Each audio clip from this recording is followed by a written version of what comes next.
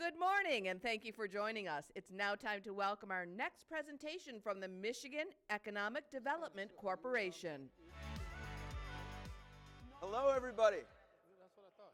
Okay. I love it. And I got good news, too. This is going to be a great press conference. So my name is Trevor Paul. I'm Group Vice President over PlanetM, which is the state of Michigan's economic development program focused on the future of mobility. Now, in Michigan, we believe that the future isn't just necessarily something we enter. It's something that we create today. We also believe that the future will belong to the states and the communities that prepare for it best. So in that spirit, as Michigan continues to focus on the future of mobility, our leaders here on this stage and all around the state aren't just looking at talking about emerging technologies or researching emerging technologies.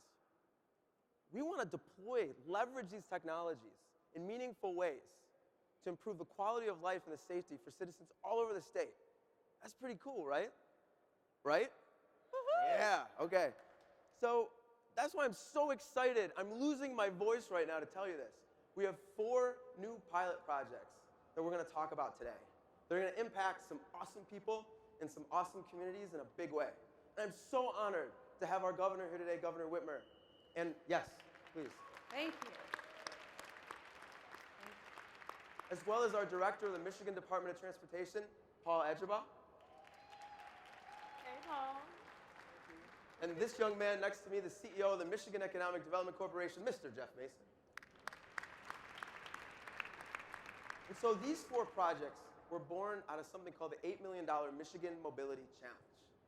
And this was something that was launched last year to address mobility gaps that exist currently all around the state, the elderly, persons with disabilities, and veterans. So we paired companies, advocacy groups, regional transit authorities together to come up with solutions.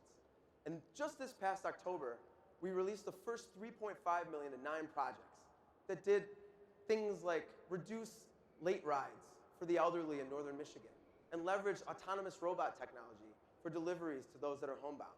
So today, we're going to announce $4.5 million that are going to go to 4 communities for 4 projects: Battle Creek, Grand Rapids, Southeast Michigan, and Central Upper Peninsula.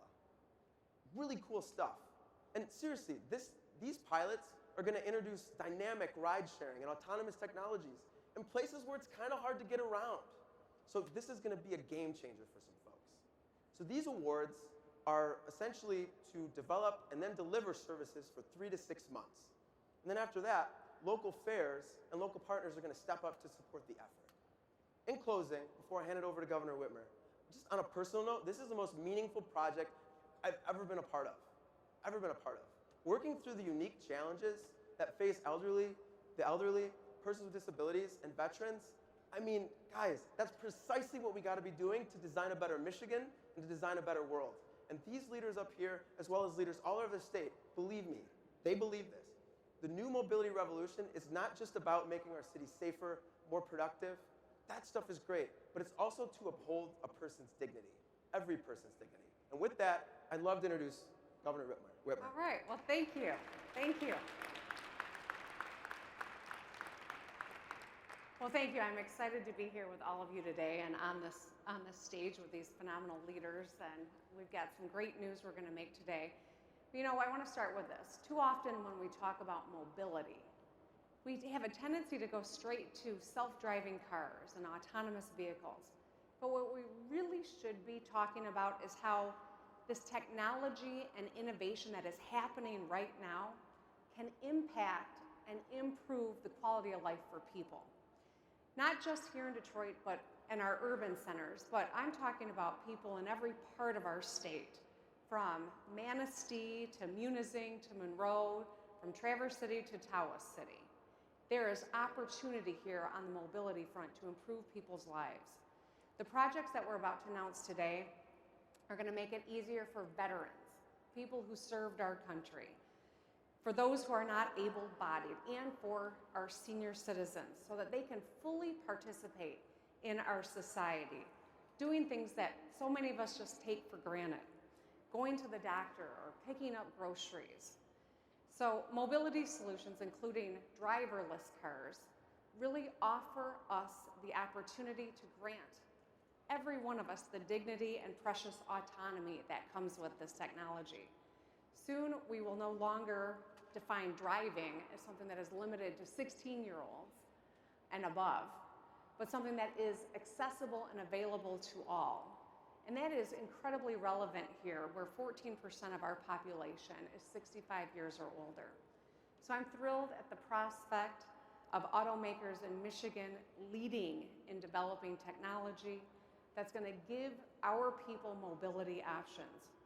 You can just imagine how that improves your quality of life. We have an opportunity and we have a responsibility to advance our state's technology and automotive landscape in a way that also improves the quality of life for countless Michiganders. Better yet, the work being done through the Michigan Mobility Challenge can offer a blueprint to the rest of the nation, show the world how to optimize mobility and improve transportation for citizens who may not be looking to a self-driving car, but who do need an affordable, reliable way to get through their daily lives. So our highly collaborative environment has played a significant role in setting Michigan apart. We are leaders in this space, and we are going to continue to be so.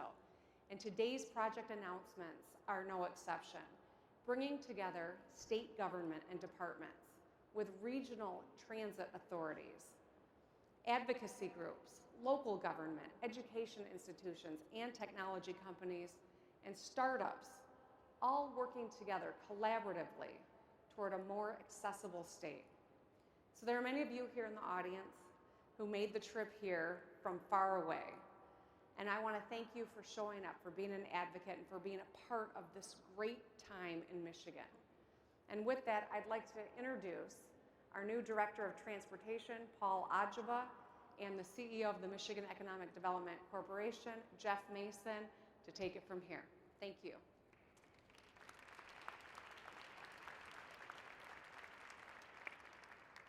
Thank you, Governor.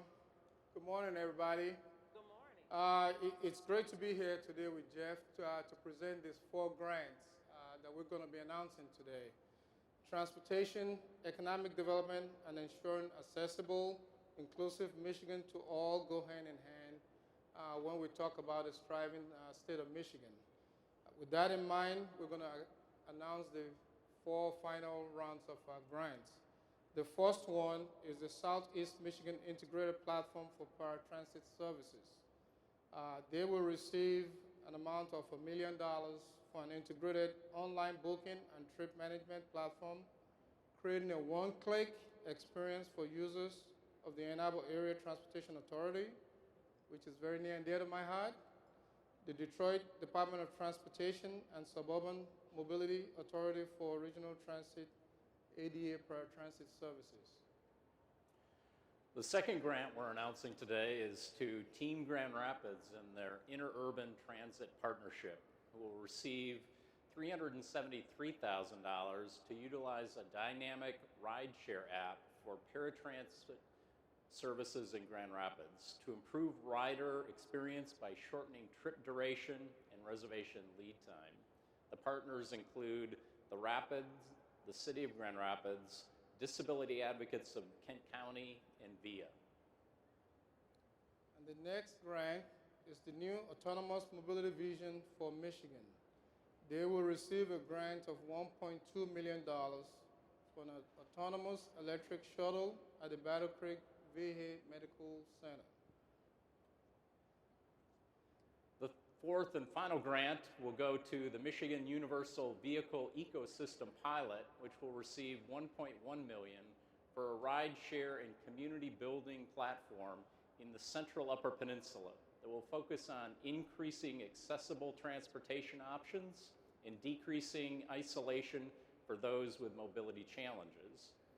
The project lead is P3, and the partners are MOVE, UP Commission for Area Progress, Delta Area Transit Authority, Schoolcraft County Transit, Dickinson Iron Community Services Agency, the Upper Peninsula Central Planning and Development and Regional Commission, and the Veterans Affairs. The power of these projects is their impact on the lives and independence of residents right here in communities across the state of Michigan. And I'm proud to introduce Dr. Kimberly Kennedy, who's a great champion and advocate for persons with disabilities, to speak to that impact. Dr. Kennedy?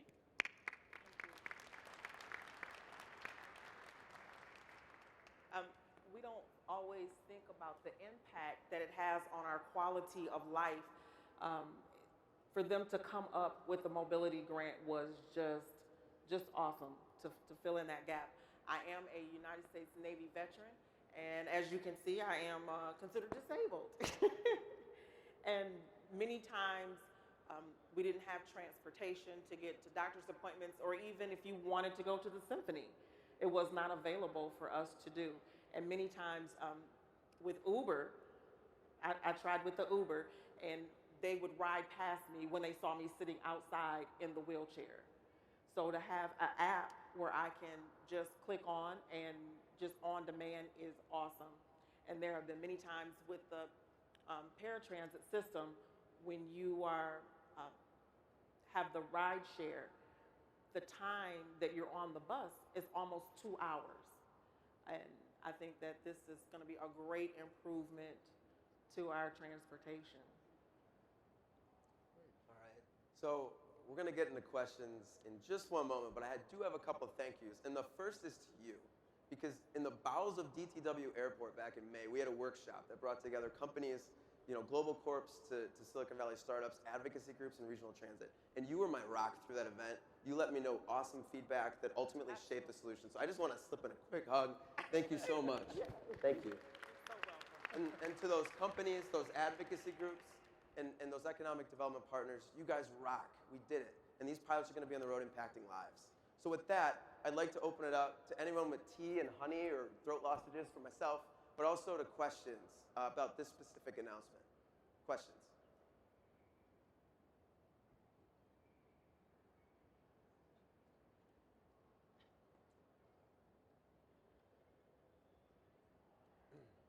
Thank you all. My question is the need to balance the new and sexy and the old and true. I think it's important that we maintain our investments in fixed bus, paratransit as we look at new options. How will this administration do that balance, not just with transportation investments, but community development, economic development, anything? And I'm thinking some type of principles where if there's credits or grants, that there is some type of rubric in which people get more points for looking at people with disabilities, seniors, other people who have no other options. Well, thank you for the question. I think, one of the reasons I wanted to be a part of this event today is because it is exciting work that was all being laid the groundwork before I became governor. I've been on the job for 15 days now. So I am here and I'm grateful to be a part of this, but let's be very honest. There's a lot of work that's going on in state government to figure out how do we make sure that we are encouraging the kind of investments that really translate into improving people's lives. How do we ensure that our director of MDOT is always thinking about creative, innovative ways of not just fixing the roads, which I ran on, but doing it in a way that makes Michigan a leader when it comes to continuing the work that we're doing in mobility. And so that is kind of infused through the work that is going on in the individual departments. One of the great things that we have in Michigan is the MEDC, which is a unique creation to harness some of the great strides that we're making in business and marry them with some of the work that we can do as government. So marrying those two things, I think, is always something that is at the forefront of what we're thinking about as we prioritize everything from the budget that I'll be writing and introducing soon to the policy that we will consider as I am sitting at the governor's desk and working with the state legislature. I would like to speak to that. I think that's awesome that the governor is doing that. But the one big thing, I think, to really answer your question is that they are including those grassroots organizations and advocacy groups that disability advocates, which I am a part of. and we're all at the table, and it's a collaborative effort. So it's not just them at the government level saying, okay, we're going to make these changes without asking the people that it's going to affect. So I think that really might answer your question, that the people who it's going to affect and their quality of life, they are at the table. Hi, Dana with MLive. So mass transit has been a huge talk in Michigan for several years now. How will this administration work to connect various regions across Michigan with mass transit so people can get from cities like Detroit to Novi and other areas where there are some transit gaps?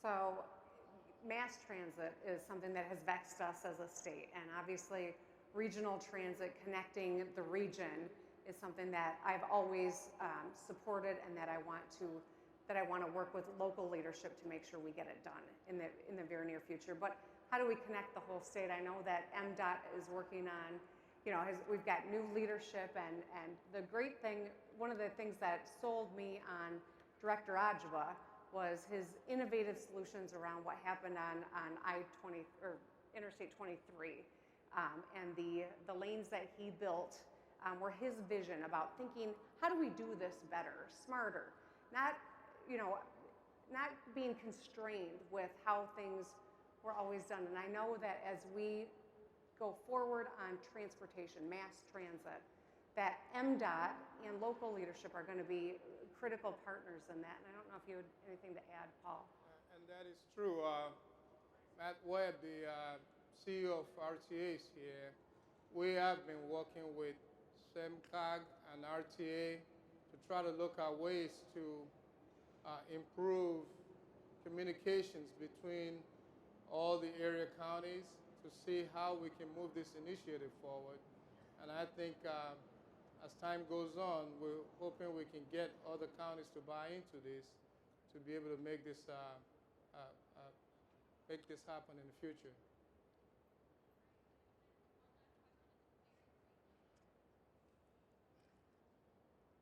Good morning and welcome. My question is,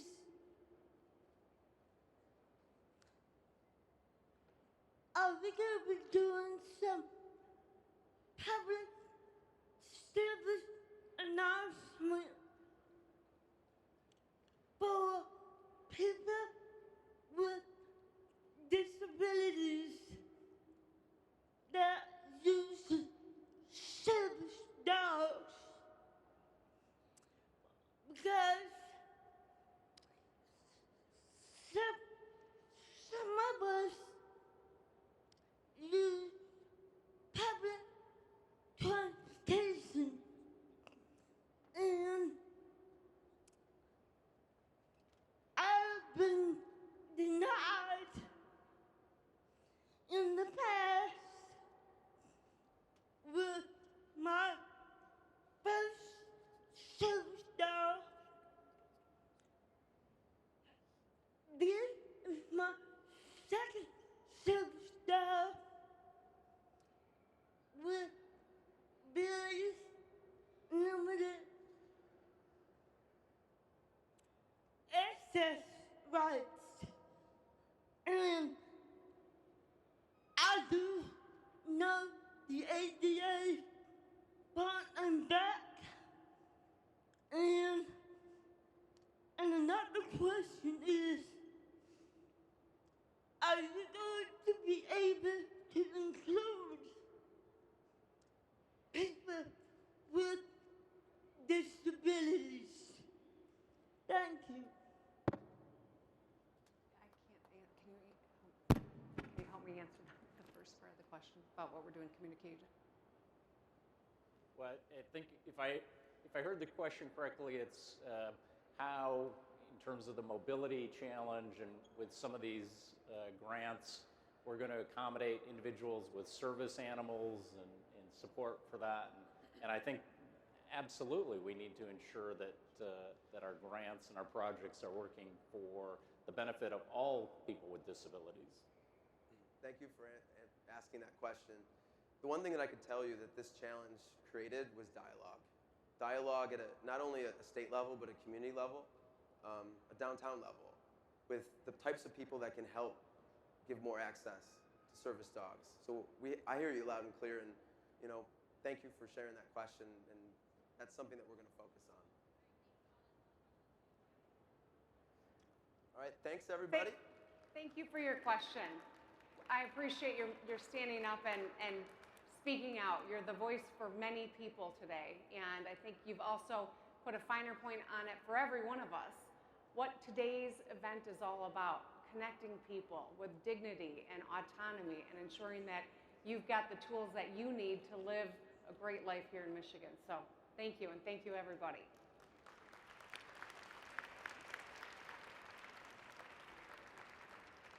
Thanks, Jeff.